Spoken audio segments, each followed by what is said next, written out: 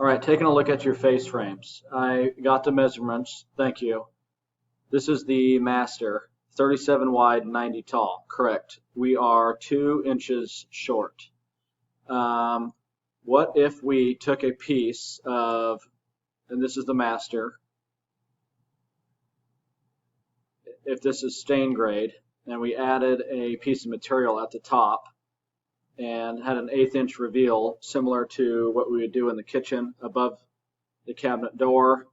There's a piece of soffit that's about 2.5 to 3 inches tall with an 1/8 inch gap from the top of the door to the bottom of that soffit, and then the crown molding sits on top of that soffit.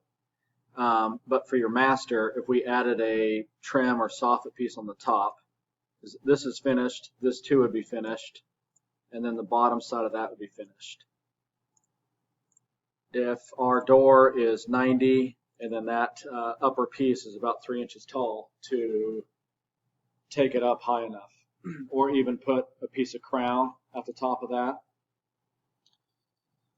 in both the hall bathroom and the master to treat it the same way as we would in the kitchen. The soffit piece on top and or the soffit piece and then crown molding on top. So if we did crown, it would have a small return into the face of the wall. Let me know if that is an option for you guys.